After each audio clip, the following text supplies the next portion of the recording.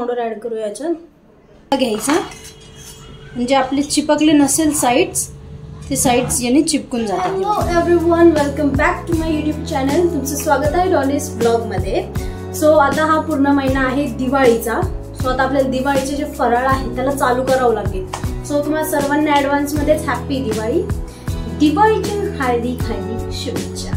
Yes, so आजपासून आपण जे फराळची सिरीज आहे ती चालू करत आहोत. सो आपला जो पहिले फराळ आहे तो आपण स्वीट डिस्कशन सुरू करतो आहे, ती आहे करंजी. येस, करंजी बनवणार आहोत. सो पूर्ण नक्की ब्लॉग बघा आपण कशी करंजी बनवली आहे. आता तुम्हाला सांगते आपल्याला नेक्स्ट स्टेप काय करायची आहे.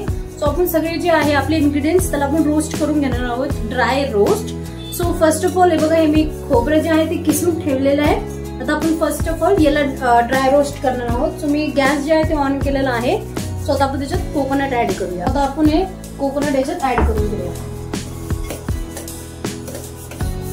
जेवढं आपल्याला लागते तेवढं.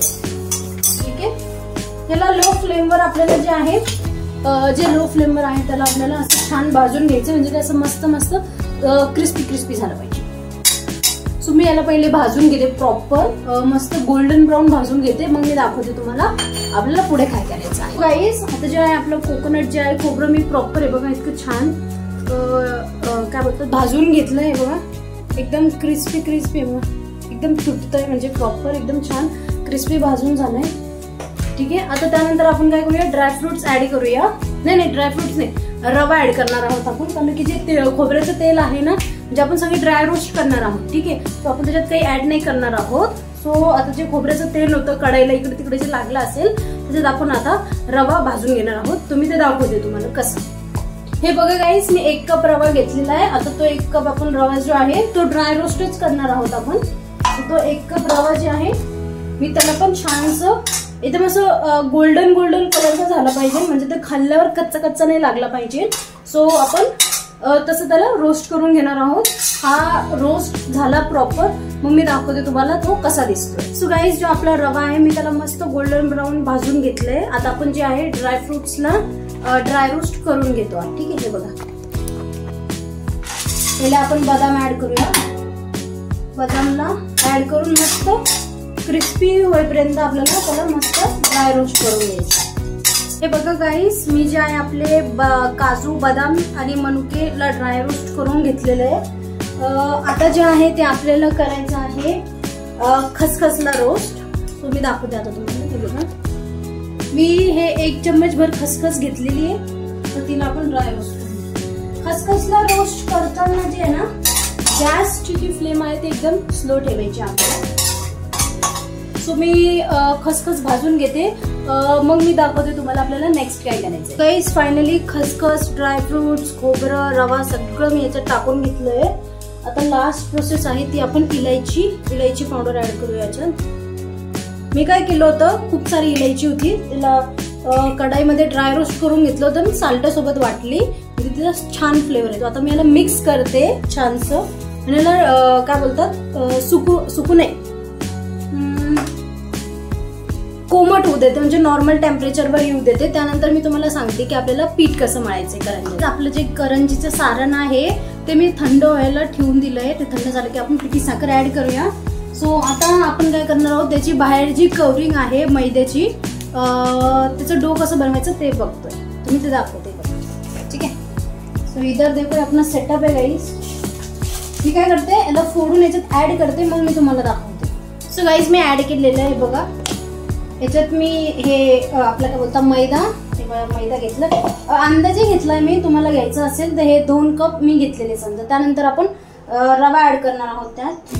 ठीक आहे, रवा झाल्यावर की थोडस मी काय करते, चवीनुसार मीठ ऍड करते. चवीनुसार नाही, या इतू सोबत झालं छोटस बस.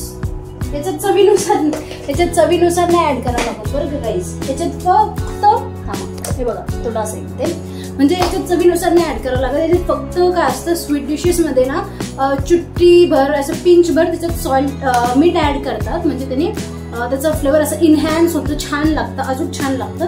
त्याच्यात चवीनुसार मीठ नाही ऍड करायचं, जस्ट एक छोटीशी चुट्टी ऍड करायची. आता मी हे बघा हे केलंय. यात आता आपण डालडा ऍड करणार आहोत. तुम्ही तूप पण ऍड करू शकता, पण मी याच्यात सध्या डालडा ऍड करणार आहोत, कारण की बरेचसे जे आहे त्यामध्ये आपले ते तूप नाही खात, आपण खातो. सो आपल्यासाठी आपण वेगळे बनवूया. पण आता मी तुमच्यासाठी दाखवते. तर आता मी याच्यात डालडा ऍड करते. बघा किती दिसलं. ह्याला मिक्स करूया. फर्स्ट ऑफ ऑल याचं छान मिक्स करायचं, म्हणजे मीठ, रवा आणि मैदा जो आहे आपला तो छान असं मिक्स होऊन जातोय. बघा असं छान मिक्स होतं. ठीक आहे. तर मी काय करते, मी थोडंसं हे काढून घेतलंय, काय बोलतात त्याला, डालडा, आणि हा डालडा याच्यात मिक्स करायचा आपल्याला असा. सो गाईज मी जो आहे डालडा त्याच्यात ऍड करून घेतलेलं आहे. बघा हे बघा, म्हणजे अजून मी 4-5 चम्मच ऍड केले, म्हणजे बघा हे असं असं दिसलं पाहिजे. म्हणजे जोपर्यंत तुमचं असं टेक्स्चर होत नाही, असं थोडंसं असं असं पीठ घ्यायचं, कोरडं पीठ, आणि हे असं बनलं. हे बघा असं बनलं पाहिजे. हे असं दगड, छोटे छोटे दगड बनले पाहिजे, म्हणजे एकदम परफेक्ट मोहन पडलेलं आहे. आणि मी इथे एक सनफ्लॉवरचा डालडा ऍड केलेला आहे. सो जोपर्यंत तुमचं असे गोळे गोळे बनत नाही, असं प्रॉपर बाइंडिंग येत नाही, तोपर्यंत तुम्हाला जे आहे तूप, डालडा, तेल वगैरे काही पण ऍड करू शकता तुम्ही. सो आता मी याच्यात पाणी टाकून तुम्हाला मळताना दाखवते की आपल्याला पिठाचं टेक्स्चर कसं दाखवते तुम्हाला कसं मळायचं ते. बघा ठीक आहे. हे इथं आपलं सेटअप दिसतंय का, ठीक आहे. हे असं प्रॉपर असं बाइंडिंग झाली पाहिजे, तोपर्यंत तुम्हाला ते ऍड करायचं. ठीक आहे. असं गुलाबजामुनच्या पिठासारखं दिसतंय का. गुलाबजामुनचं रेडीमेड पीठ असंच असतं, गुठळे टाकलंय आपण, मीठ टाकलंय गाईस. मागून मम्मी सांगते मीठ टाकलं का याच्यात, टाकलंय आपण. ठीक आहे. आता मी पाणी ऍड करते याच्यात, त्याला मळून घेऊ. आपल्याला फार कडक नाही, फार नरम पण पीठ नाही मळायचं, मीडियम मळायचं. ठीक आहे. सो गाईस जे आहे पीठ मळून झालेलं आहे. बघा दिसतंय हे बघा, जास्त सॉफ्ट पण नाहीये, जास्त कडक पण नाहीये. आणि आता आपण काय करूया, याला 5 मिनिटं मी याला रेस्ट देते, झाकून ठेवूया. आणि बघा मला एक तांबा पण पाणी नाही लागलं, मला इतकंसं पाणी लागलेलं आहे. आता आपण काय करूया, याला रेस्ट देऊया 5 मिनिटाने.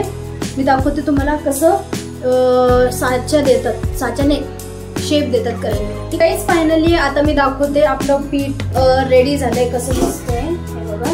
मी दाखवते, हे बघा दिसतंय का, हे बघा हे पीठ मी थोडंशी करून ठेवलं होत्या पहिले करायचे. हे बघा असं छान नरम झालं आहे पीठ, दिसतंय हे बघा. म्हणजे आपण असं मळून घेतलं. ठीक आहे. हे मी दाखवते तुम्हाला मी केलेले करंजा मी पहिले करून घेतले होते थोडेसे. हे बघा हे असे दिसतं बघा आपल्याला, दिसते किती छान दिसते. मी अशा करून ठेवलं, असं थोडंसं ओला कपडा करायचा, त्यांना झाकून ठेवले. ठीक आहे. ठीक आहे गाईज, आता मी सांगते आपल्याला कसं काय करायचं. सो फर्स्ट ऑफ ऑल हे असं एक तुकडा तोडून घ्यायचा. ठीक आहे. बाकीचं असं झाकून ठेवून द्यायचं, म्हणजे ते काय होतं, ड्राय नाही. ठीक आहे. असं छान एक पोळीच्या उंड्यासारखं करून घ्यायचं. आपण जसे पुऱ्यांना कसं पीठ छोटे छोटे उंड्यामध्ये डिवाइड करतो, तसं याला डिवाइड करून घ्यायचं. ठीक आहे. हे असं करून घेतलं डिवाइड.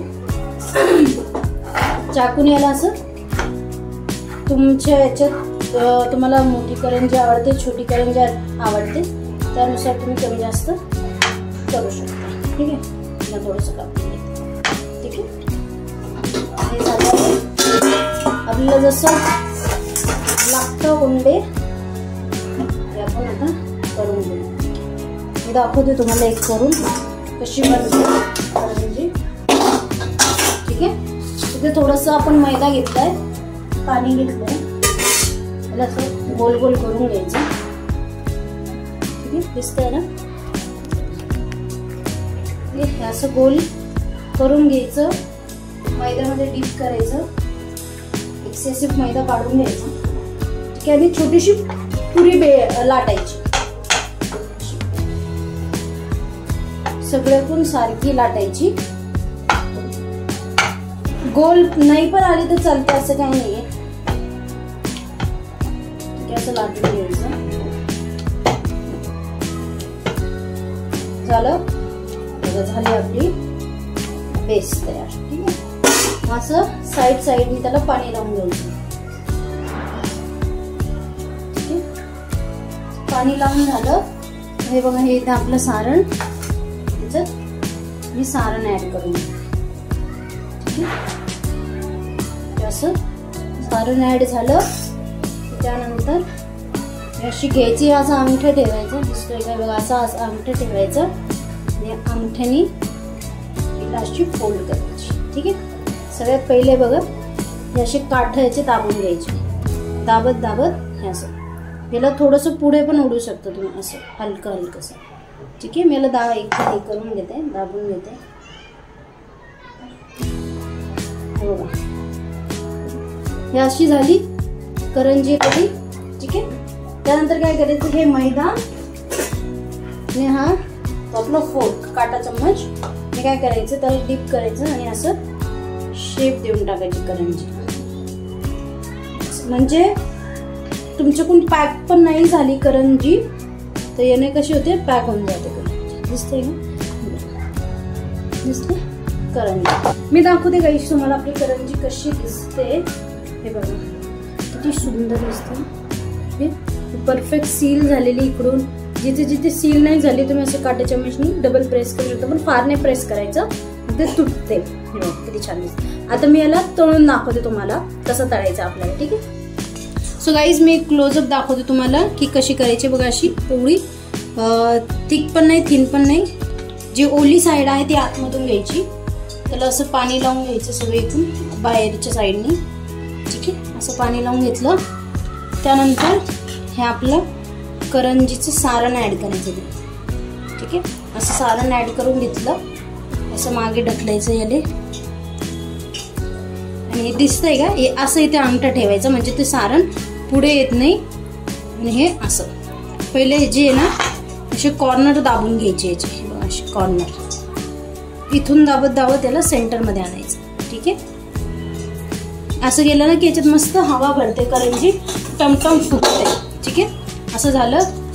थोडा मैदा घ्यायचा म्हणजे आपले चिपकले नसेल साईड्स, ते साईड्स याने चिपकून जातात. हे बघा एक डिझाईन पण होते आणि साईड्स पण खूप छान चिपकते.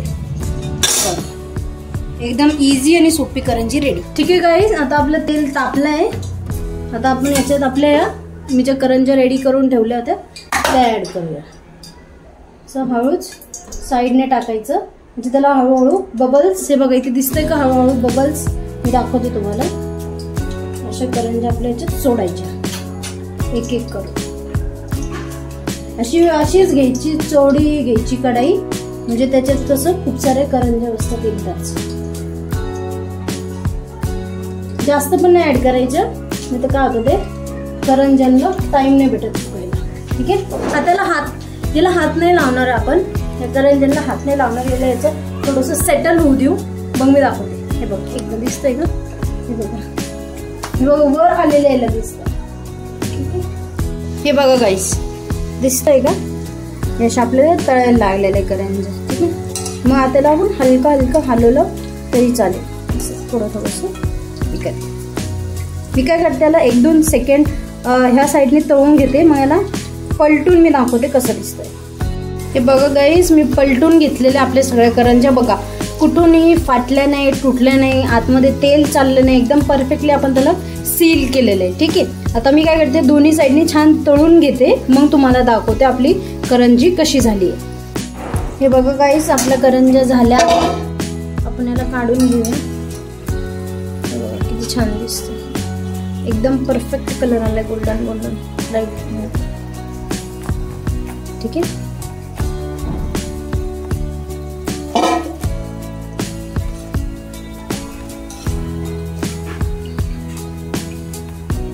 ठीक आहे. असेच मी सगळ्या करंज्या तळून घेते, मग तुम्हाला रिव्ह्यू देते याचा. हे बघा किती सुंदर दिसतं, किती छान पिवळे पिवळे मस्त दिसतं. सो गाईज फायनली जे आहे आपल्या करंज्या आहे ते रेडी झाले. बघा पुढे डब्बे भरून झाले, बघा किती सारे झाले. एकदम मस्त दिसतंय, किती छान दिसतंय बघा. मी आता याचा रिव्ह्यू देते तुम्हाला. छोटीशी एकदम छोटीशी बनली, किती छोटीच येते. आता बघते खाऊन तुम्हाला तोडून दाखवते. जाऊ दे खाऊनच दाखवते, तुटेल सगळे तुटेल.